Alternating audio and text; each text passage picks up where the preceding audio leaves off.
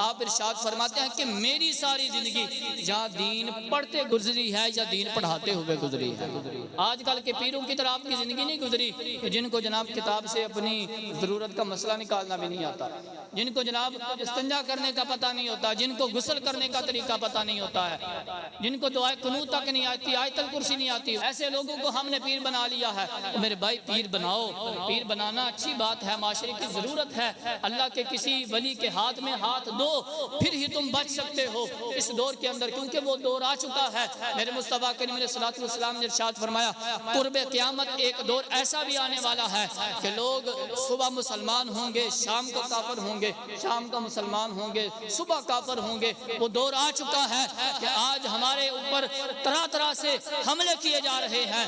پہلے تو ڈاکو ہوتے تھے، کوئی جیب کاٹتا تھا، کوئی گھر کے اندر ڈاکہ ڈالتا تھا، لیکن اب میرے بھائیوں جاگنے کی ضرورت ہے۔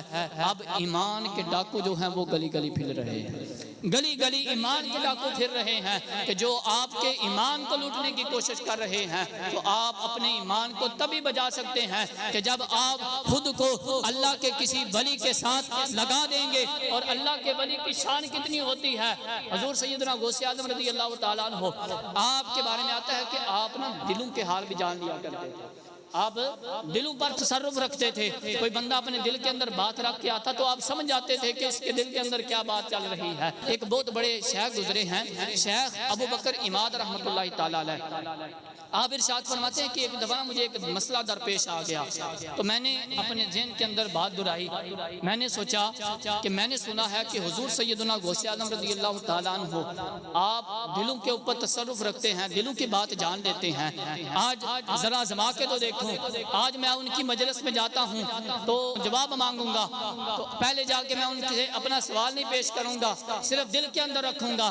تو جب حضرت شیخ ابو بکر عماد رحمۃ اللہ تعالیٰ علیہ آپ حضور سیدنا غوث اعظم رضی اللہ تعالیٰ عنہ آپ کی مجلس میں جاتے ہیں، جا کے بیٹھتے ہیں، ادھر حضور سیدنا غوث اعظم رضی اللہ تعالیٰ عنہ آپ عوام الناس کے ساتھ واعظ و نصیحت فرما رہے ہیں، بیان فرما رہے ہیں، تو اچانک آپ نے ایک جملہ دہرایا۔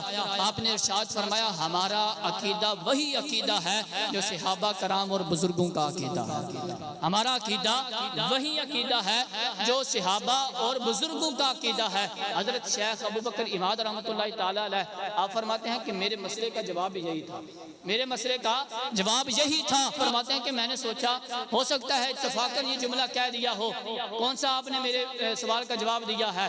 آپ ارشاد فرماتے ہیں تھوڑی دیر گزری، آپ نے پھر میری طرف دیکھ کے یہی جملہ ارشاد فرمایا کہ ہمارا عقیدہ وہی عقیدہ ہے جو صحابہ اور بزرگوں کا عقیدہ ہے۔ آپ ارشاد فرماتے ہیں پھر میرے ذہن کے اندر خیال آیا کہ ہو سکتا ہے خطیب بیان کرتے ادھر ادھر دیکھتا ہے، اچانک میری طرف نگاہ پڑ دی ہو تو آپ نے یہ بات کہہ دی ہو۔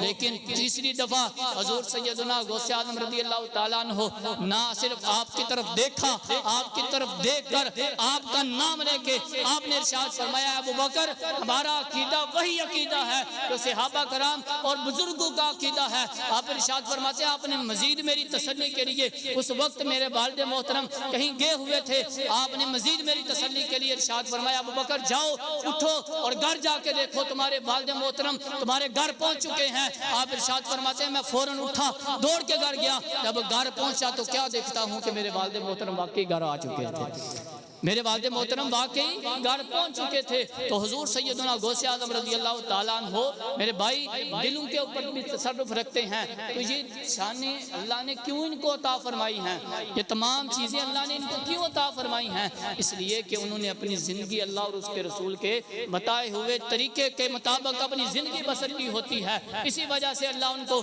یہ شان عطا فرماتا ہے۔ اور یہ جملہ ہمارا عقیدہ وہی عقیدہ ہے جو صحابہ کرام اور بزرگوں کا عقیدہ ہے، اس جملے میں بزرگوں سے مراد کون ہے؟ حضور سیدنا غوث اعظم رضی اللہ تعالیٰ عنہ آپ اپنی کتاب کے اندر تحریر فرماتے ہیں کہ یہاں بزرگوں سے مراد پتہ کون ہے، اور آپ نے 73 فرقوں والی جو حدیث مبارکہ ہے وہ نقل کرنے کے بعد آخر میں اس میں ایک فرقہ جو ہے وہ نجات والا ہے، وہ جنتی ہوگا، باقی سارے جہنمی ہوں گے۔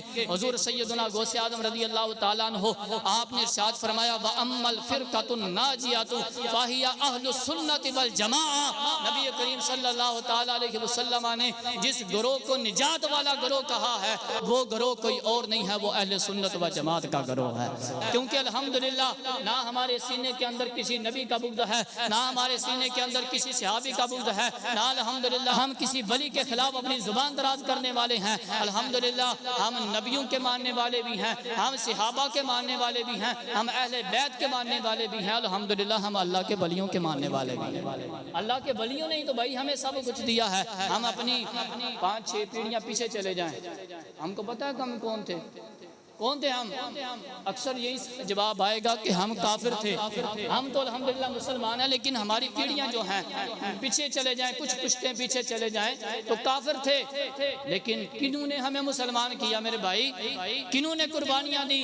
حضرت مجدد الفسانی رحمۃ اللہ تعالیٰ علیہ جیسے بزرگوں نے قربانیاں دی، حضرت خواجہ معین الدین چشتی اجمیری رحمۃ اللہ تعالیٰ علیہ، آپ جیسے لوگوں نے قربانیاں دی۔ حضرات محترم، یہ چیزیں ہیں، اللہ کے ولیوں کے ساتھ وابستہ رہیں، اللہ کے کسی نہ کسی ولی کے ساتھ اپنے دامن کو وابستہ رکھیں، پھر ہی ہم نجات حاصل کر سکتے ہیں، اور اللہ اور اس کے رسول کے بتائے ہوئے طریقے پر عمل کریں۔